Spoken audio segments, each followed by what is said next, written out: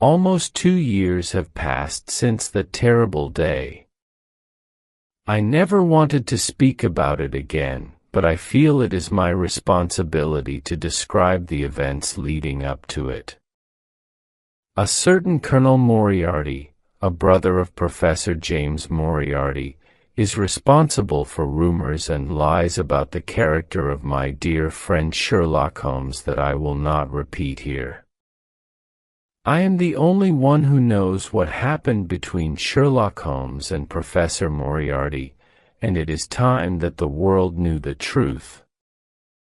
I still visited 221B Baker Street from time to time when Holmes wanted a companion to help him with his investigations, but not as often as before.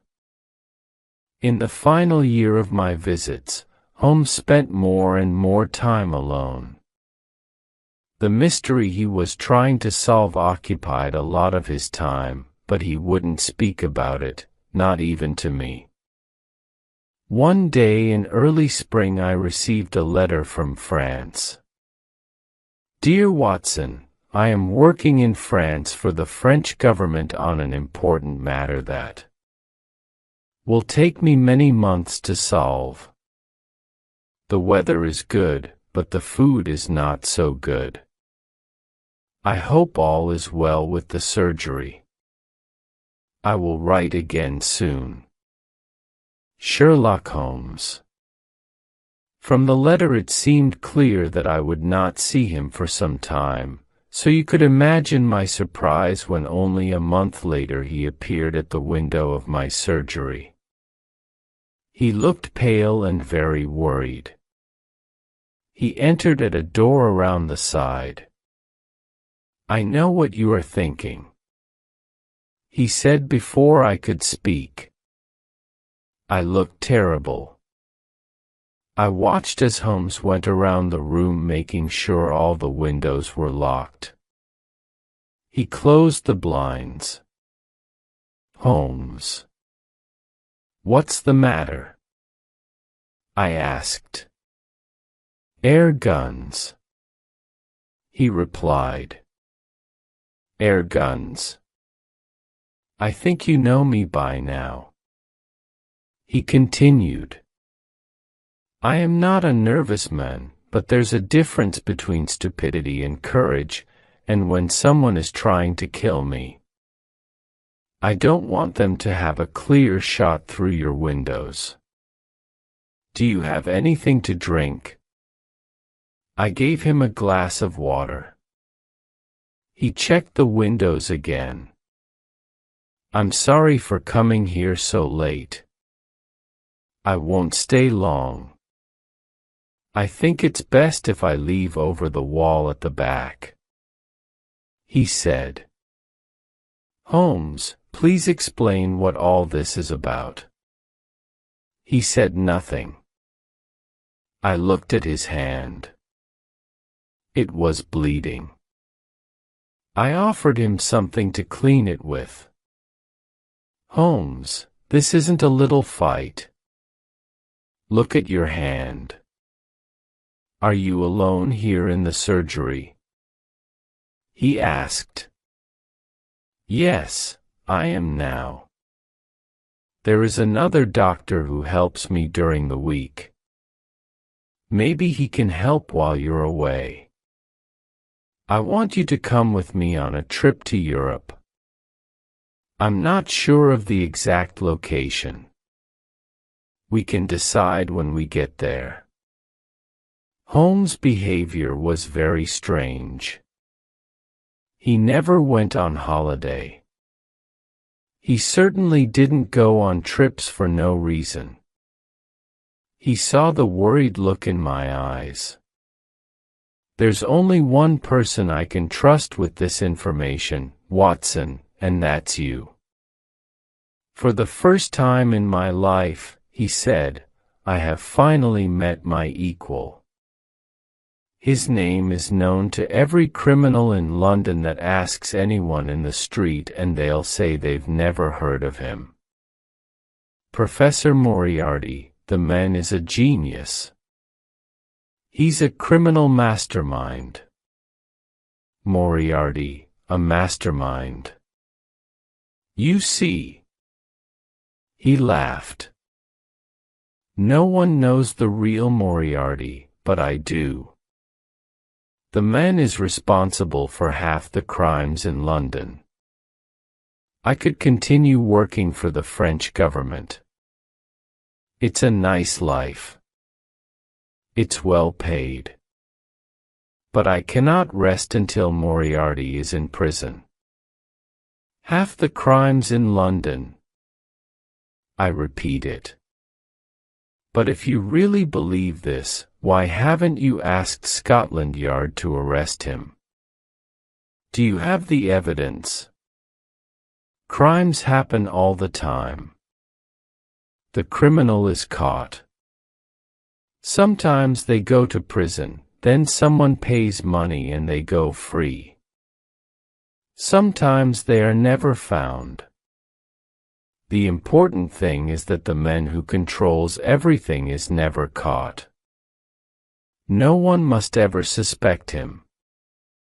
But what does he do? Nothing. Nothing. He is a well-educated university professor and one of the greatest mathematicians in Europe. At the age of 21, he wrote a thesis that was read all over the world. He was offered a job at a university. He worked very hard, but not towards anything good. He moved to London, where he has chosen to use his extraordinary brain for a life of crime. No one knows the criminal world better than I do. For years, I have known that there is someone else behind the crimes I investigate. He is like a spider that sits in the center of a very large web. He plans. He sits. And he waits. He makes the threads, and I follow them. In 3 days' time, with my information, they could arrest Moriarty and all his men. But if I take one step in the wrong direction, then all my work counts for nothing. I was sitting in my chair, thinking about a case this morning, when a man walked into my room. I knew him immediately. His forehead was high, his skin was pale, and his shoulders were round from the time spent in his study. His eyes were so dark, I couldn't read the slightest emotion in them. He observed me with simple curiosity, as his head moved from side to side, like a snake. "You're not as intelligent as I thought," he said. "Don't you know it's dangerous to keep a loaded gun in your pocket?" I took out the gun that was in my pocket, and put it on the table. But I kept my fingers close to it. "You know who I am," he hissed softly. "If you have something to tell me, Professor Moriarty, I am free for around 5 minutes." I replied. Holmes moved around the room restlessly. "And what happened next?" Moriarty asked me if I would continue with my investigations. I told him he already knew the answer. "Then you know mine," he replied. He put his hand in his pocket. I placed my fingers on the gun on the table. But instead of a gun, he took out a notebook and read aloud. "On the 4th of January, you passed me in the street. On the 23rd of January, you were in my way. In the middle of February, you were causing me problems. By the end of March, I had to change my plans. Now I find a month later that you were trying to take my freedom from me. We both know that this cannot continue." "You're right," I said, "it won't continue. Give me 3 more days, and it will end. You're an interesting opponent, Holmes. I don't know what I'd do without you. I'd be quite bored. You're smiling, but I'm telling you the truth. This little game you are playing is too dangerous. He continued. I'm not afraid of danger. It's part of my profession, I replied. This is not danger. He cried. This is madness. There is our own organization behind me. You think you alone can stop it? There is only one end to this, Holmes. We both know what it is. I enjoy your company, I replied. But I have an important matter to investigate. I know every move you make. If you try to destroy me, I will do the same to you. He said, You are too kind if you think I am capable of destroying you. But I will happily accept my own destruction if I can free the world of you, Moriarty. Such a pity, he said as he went out of the door. But you leave me with no choice. Moriarty is a man of his word, and he doesn't waste time. On the way here, I almost lost my life 3 times. First, a carriage with 2 horses came towards me at foreign speed. Fortunately, I jumped from the road just in time. Then, as I was walking around the corner, a stone fell from the top of the town hall. It missed me by the smallest amount. Finally, on the road to your house, a man attacked me. I hit him hard, and he fell over. I was amazed at the way my friend spoke of these events. He was lucky to be alive, and yet he told his story so calmly. You can understand now, Watson, why I shouldn't leave by the front door. He continued, Holmes, you can't go home. You must stay here.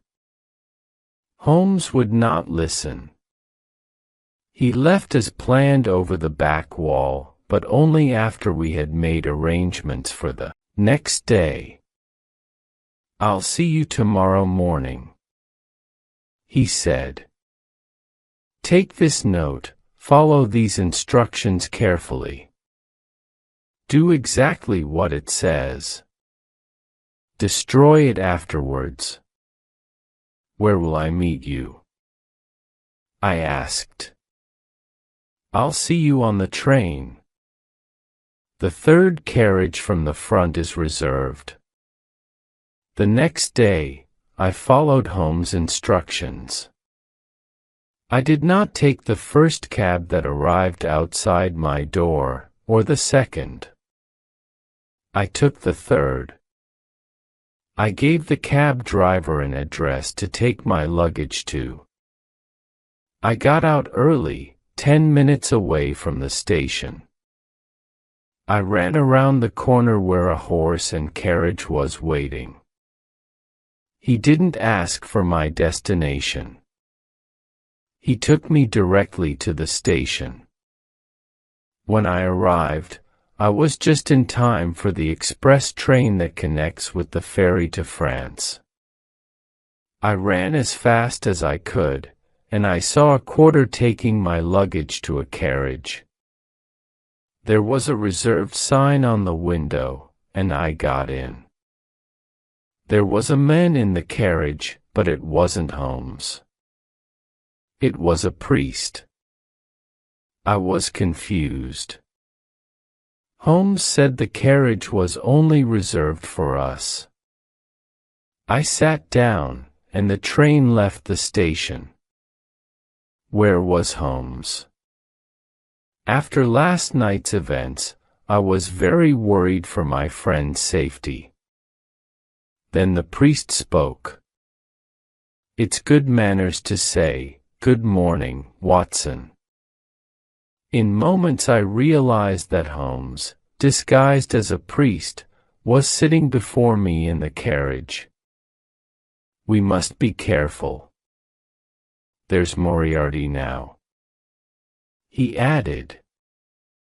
I looked out of the window and saw a man running towards the train, shouting angrily at the guard. I could see his large forehead and small dark eyes in the distance. Holmes smiled, sat down, and took out a newspaper. "Holmes, this can't continue. Tell the police they have to arrest Moriarty. They can hold him until you have all the evidence they need." "No," replied Holmes.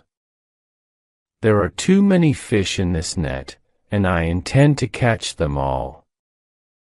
Now, we must plan what to do next. Moriarty will soon catch the train." "How?" I asked. "This is the express train. There aren't any faster trains. Think, Watson," sighed Holmes. "Moriarty is as intelligent as I am. Imagine I'm Moriarty. What would I do? You could hire a private train." "Precisely." 55 minutes later, the train stopped at a station. "Quick," said Holmes. "We're getting off here." "What about our bags?" I asked. "They arrive in Paris, where one of Moriarty's men will wait for us to come and collect them. We won't be there, of course, because we're getting a ferry to Belgium. We'll buy new bags and new clothes on the way." We jumped off the train. Holmes pulled me to the ground and we hid behind some bags on the platform. I watched as the train left and our own luggage disappeared. At that same moment, another train passed by on another platform, going at full speed. A man looked out of the window. We saw the face of Professor Moriarty. "We guessed his plan," said Holmes. "We're lucky. He didn't guess mine." On the third day of our travels in Europe, Holmes sent a telegram to the police. Later that evening, he received a reply. "I knew it," he cried. "Have they caught Moriarty?" I asked. He shook his head. "He has escaped. You should return to England, Watson. Moriarty will try to find me." "No," I said. "I'm going to come with you." We discussed the matter for over an hour until Holmes became bored and agreed that I could stay. Holmes decided it was best for us to walk from France into Switzerland with the help of a local guide. One day, after days of walking, we sat down on a pretty area of grass to eat. I looked up and saw a huge rock falling from the top of the mountain towards us. I jumped out of the way and pushed Holmes to one side. I was surprised the guide didn't try to help. He told us coldly that rocks often fell from the mountain. It was wise to be careful. "Who's there?" I cried. I ran up the hill, but there was no sign of anyone. Holmes decided to change our plans. We took a different route into Switzerland and we left our guide. Finally, we crossed over the Alps. We arrived at a small village where we rested at the guest house. The owner spoke good English. He knew London well from his time there in one of the city's finest hotels. He told us about the sights in the area. "You really must go and see the Reichenbach Falls," he said. "They are a beautiful sight at this time of year. You should stay another night." We said we had no plans to stay longer and that we would continue to the next village of Rosenlaui. But Holmes agreed that we should see the falls first as we weren't far away. After more than an hour along a steep, narrow path, we heard the falls.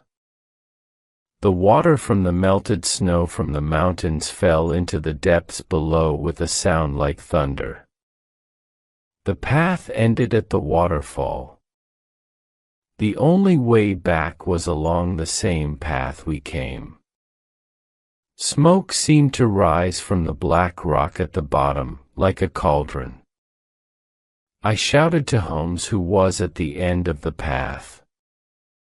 I heard the echo of my voice from the bottom of the falls.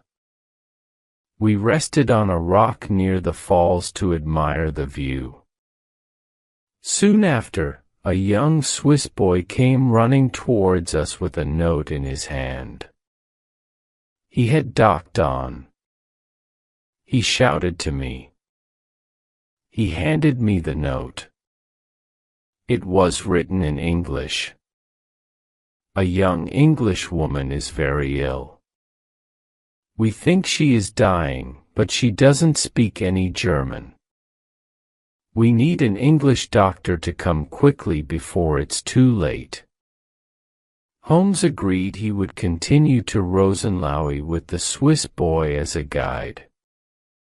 I would find another guide and see him later.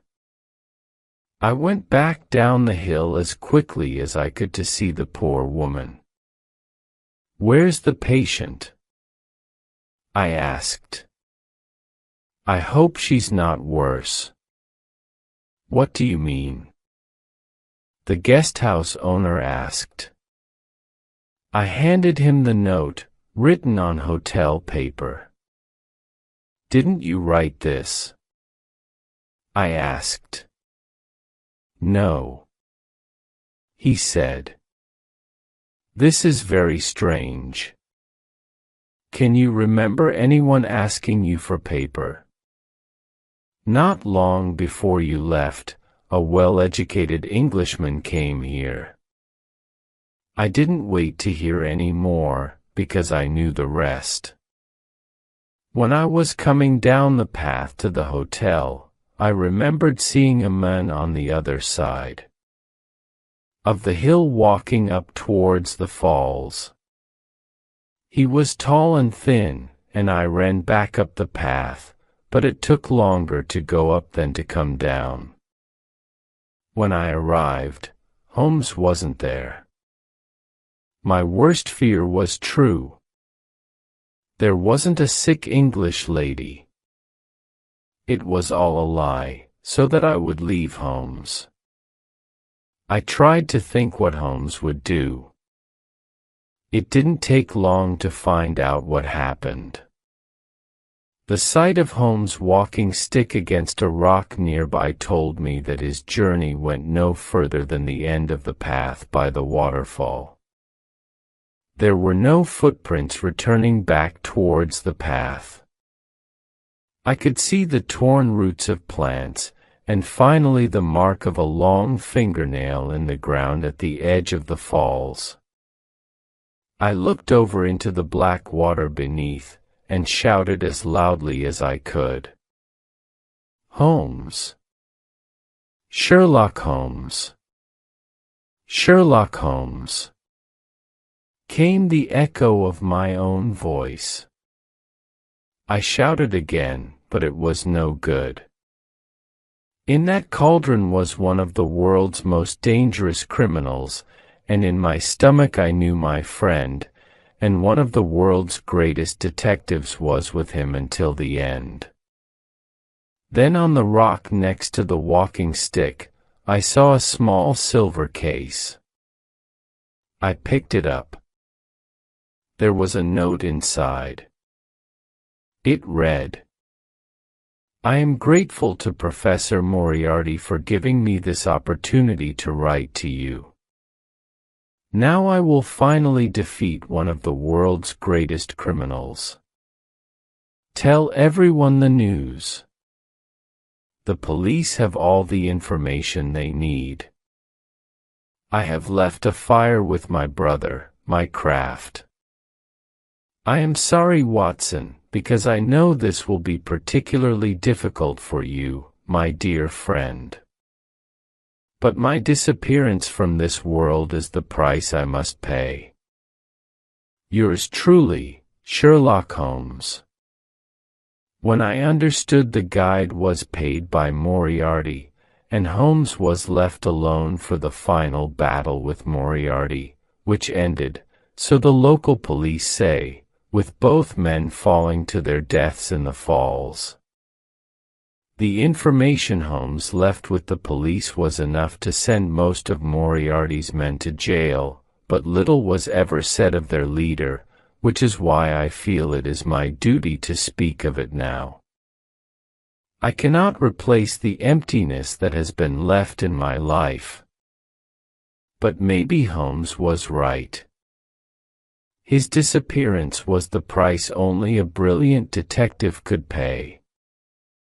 Sherlock Holmes was, and always will be, the best and wisest man that I have ever known.